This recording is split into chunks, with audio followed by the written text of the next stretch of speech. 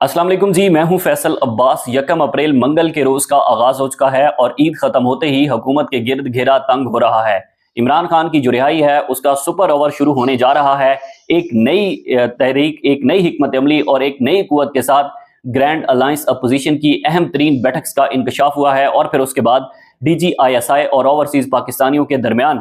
जो एक मज़ाकराती बैठक थी उसकी एक और कुछ तफसीलात जो है वो हमारे सामने आई हैं, वो इस वीडियो के अंदर आपके सामने रखेंगे। लेकिन उससे पहले गुजारिश है कि कमेंट्स में अपना फीडबैक जरूर दीजिएगा। नाजरीन, ईद खत्म हो चुकी है और ईद के बाद हुकूमत के घबराने का वक्त हुआ चाहता है। एक नई लड़ाई, एक नई जंग का आगाज होगा जिसमें इमरान खान की रिहाई वाहिद महवर और मरकज होगी और इमरान खान की रिहाई वाहिद ही मकसद होगी। एक तरफ ग्रैंड अलायंस अपोजिशन की तफसीलात हैं और दूसरी तरफ DGISI के जो मुलाकात हुई है ओवरसीज पाकिस्तानियों की, वो बड़ी अहम तरीन है। उससे मुतलिक भी कुछ तफसीलात हैं। पहले अगर हम इस बात को डिस्कस कर लें कि मौलाना जो ग्रैंड अलायंस अपोजिशन है,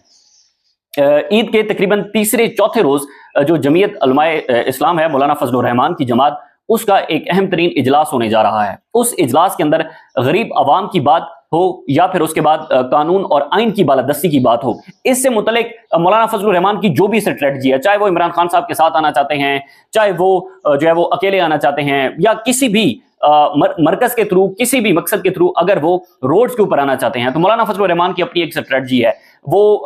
बेशक अलहदा आ जाएं या फिर वो इमरान खान साहब के साथ आ जाएं, लेकिन वो भी इस बात पर गौर कर रहे हैं कि हुकूमत मुखालिफ तहरीक चलाई जाए। दूसरी जानिब है तहरीक इंसाफ। तहरीक इंसाफ ज़ाहिर है इमरान खान की जो पॉलिटिक्स है उससे आप बखूबी आगाह हैं कि इमरान खान की बड़ी अग्रेसिव पॉलिटिक्स है। वो चुप करके बैठने वाले नहीं हैं कि अडयाला जेल के अंदर वो चुप कर जो है वो बैठ जाएंगे, ऐसा कभी भी नहीं होगा। हमने देखा था कि 26 नवंबर की मैं जब तहरीक इंसाफ की बात करता हूं तो इसका मतलब है मैं या इमरान खान साहब की बात करता हूं जो कि रोड्स को ऊपर आना चाहते हैं, या फिर मैं उन लोगों की बात करता हूं जो कंप्रोमाइज नहीं है तहरीक इंसाफ के अंदर। क्योंकि जो लोग कंप्रोमाइज हैं, ज़ाहिर है वो कभी नहीं चाहते कि वो मौजूदा हुकूमत और मौजूदा निजाम के खिलाफ कोई तहरीक चलाएं या फिर मौजूदा निजाम के खिलाफ उठ खड़े हों। वो लोग ये कभी नहीं चाहते। तो या मैं बात करता हूं इमरान खान साहब की, या फिर मैं बात करता हूं उन लोगों की जो कंप्रोमाइज नहीं है। मिसाल के तौर पे 26 नवंबर की तहरीक इंसाफ की आखिरी कॉल थी।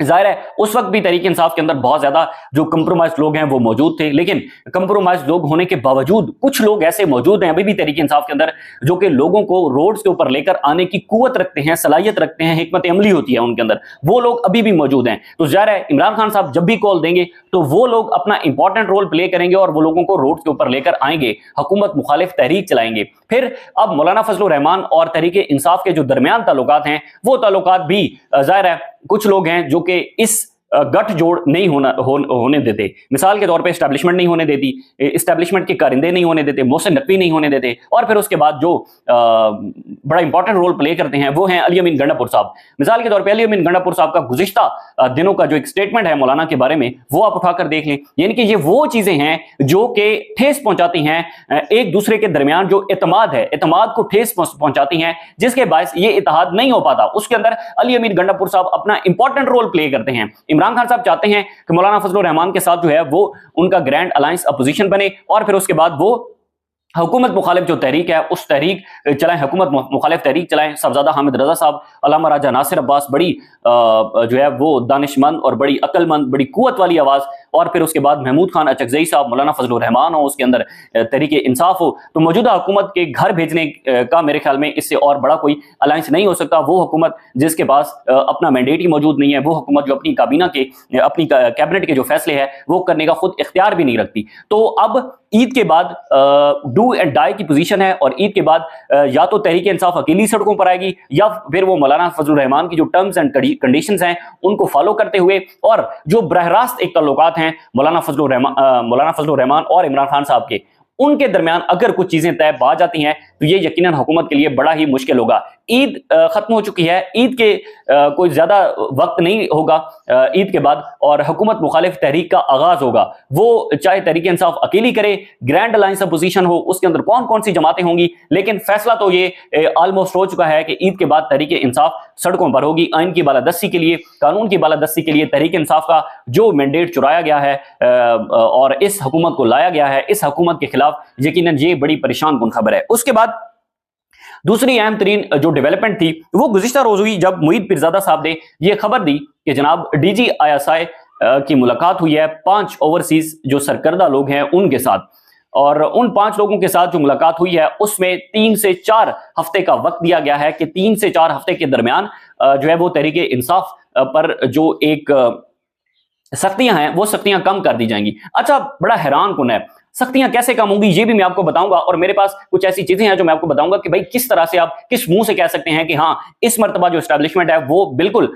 فیئر ہے، کہ بھائی ہم ہر حال کے اندر مذاکرات کرنا چاہتے ہیں، سنجیدگی ہے مذاکرات کے اندر، تحریک انصاف اور اسٹیبلشمنٹ کے درمیان مذاکرات کے اندر سنجیدگی ہے۔ کس کی طرف سے؟ اسٹیبلشمنٹ کی طرف سے۔ اب یہ جو ملاقات ہوئی ہے، پہلے تو یہ 5 لوگ اس کے اندر ملاقات کے اندر موجود تھے، جس میں کچھ 3 ڈاکٹرز تھے اور 2 کاروباری شخصیات اس کے اندر شامل تھیں، اور بتایا یہ بھی جا رہا ہے کہ یہ ملاقات جو ہے وہ ISI کی طرف سے ان کی خواہش کے اوپر یہ ملاقات ہوئی ہے۔ اس میں سے ایک تفصیل یہ بھی ہے کہ جو ایک ڈاکٹر صاحب ہیں ان کا نام بھی ایگزٹ کنٹرول لسٹ کے اندر تھا، اور راتوں رات ان کا نام جو ہے وہ ایگزٹ کنٹرول لسٹ سے نکالا گیا، اور پھر اس کے بعد ان کو اسلام آباد کے اندر ان کی ملاقات ہوئی، جس میں پہلے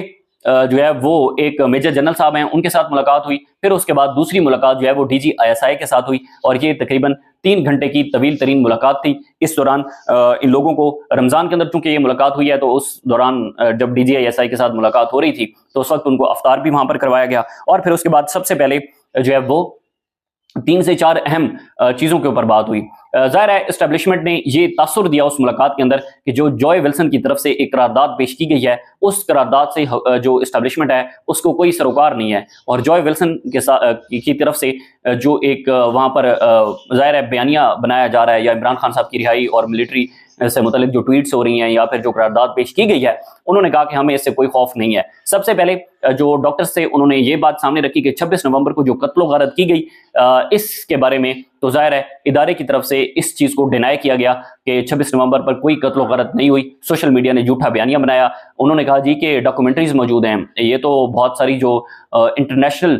نیوز ایجنسیز ہیں، انٹرنیشنل نیوز چینلز ہیں، انٹرنیشنل میڈیا ہے، اس نے رپورٹ کیا ہے کہ 26 نومبر کو جو ہے وہ اتنی قتل و غارت ہوئی ہے، لیکن انہوں نے ظاہر ہے اس چیز کو ڈینائی کیا کہ ایسا نہیں ہوا، وہاں پر کوئی گولی نہیں چلائی گئی۔ یہ جو وہاں پر باتیں ہوئی ہیں وہ میں آپ کے سامنے رکھتا ہوں۔ اس کے بعد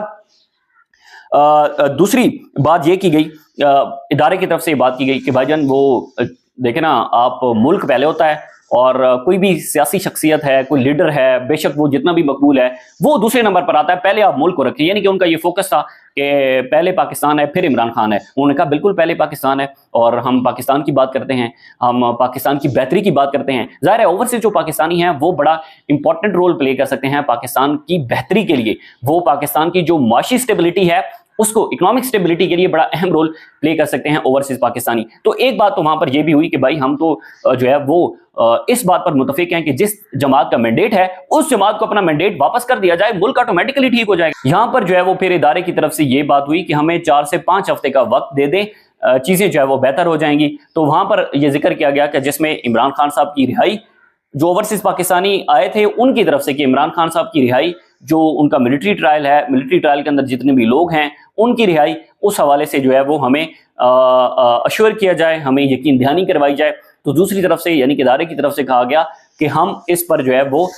4 سے 5 ہفتے کے اندر چیزیں بہتر ہونا شروع ہو جائیں گی، یہ بات وہاں پر کی گئی۔ پھر اس کے بعد عثمان بزدار صاحب کا وہاں پر ذکر ہوا، بڑا حیران کن ہے۔ عثمان بزدار کہا گیا جناب کہ عمران خان صاحب کے دور کے اندر آپ عمران خان صاحب کے بڑے حامی بنتے ہیں، اور عمران خان صاحب کے دور کے اندر عثمان بزدار نے جتنی کرپشن کی، بشرا بی بی نے فرا گوگی کے ساتھ مل کر جتنی کرپشن کی، تو اس کے ثبوت ہمارے پاس موجود ہیں۔ پھر اس کے بعد اچھا انہوں نے کہا کہ آپ جو ظاہر ہے وہاں پر تحریک انصاف کی لابنگ فرم ہے، یا جتنے بھی لوگ ہیں تحریک انصاف کے جو یہ بیانیہ بناتے ہیں اگینسٹ ملٹری، اگینسٹ جو پاکستان کی ملٹری اسٹیبلشمنٹ ہے اس کے خلاف، تو وہاں پر کہا گیا کہ آپ وہاں پر ٹمپریچر ڈاؤن کریں، وہ آپ وہاں پر ٹمپریچر ڈاؤن کریں گے، ہم یہاں پر جو ہے وہ چیزیں بہتر کرنا شروع کر دیں گے۔ تو یہاں پر انہوں نے کہا کہ آپ پاکستان کو سب سے اوپر رکھیں۔ پھر دیکھیں اگر اس کو تھوڑا سا اگر اس کا انالیسس کریں کہ اگر واقعی ہی اس وقت اس ملاقات میں اور یہ جیسچر دیا گیا ہے کہ جو اسٹیبلشمنٹ ہے وہ سنجیدہ ہے عمران خان صاحب کے ساتھ، تحریک انصاف کے ساتھ مذاکرات کرنے کے لیے، یا وہ ٹائم بائے کر رہے ہیں، دو چیزیں ہیں۔ اگر تو وہ سنجیدہ ہیں تو سب سے پہلے ہمیں یہ بھی دیکھنا چاہیے کہ یعنی کہ عید کے روز عمران خان کو نماز کی ادائیگی نہیں کرنے دی گئی، بشرا بی بی اور عمران خان کو الگ الگ رکھا گیا، ایک چیز یہ ہے۔ دوسری چیز یہ ہے کیا عید کے موقع پر آپ نے یہ جیسر دیا ہے کہ آپ نے احمد نورانی صاحب کے بھائیوں کو اٹھا لیا، آپ نے متعدد جو سوشل میڈیا ایکٹیوسٹ ہیں تحریک انصاف کے ان کو اٹھا لیا، یا پھر اس وقت بہت ساری جو خواتین ہیں جیل کے اندر ہیں، کیا آپ نے ان میں سے کسی کو رہا کیا؟ کیا کوئی ایسا جسچر تحریک انصاف کو ملا ہے جس میں یہ بات کی جائے کہ بھائی یہ بڑا گڈ ول جسچر ہے، یا پھر جو ہے وہ کانفیڈنس بلڈنگ میئر ہو رہی ہے، یا پھر کچھ نہ کچھ جو ہے وہ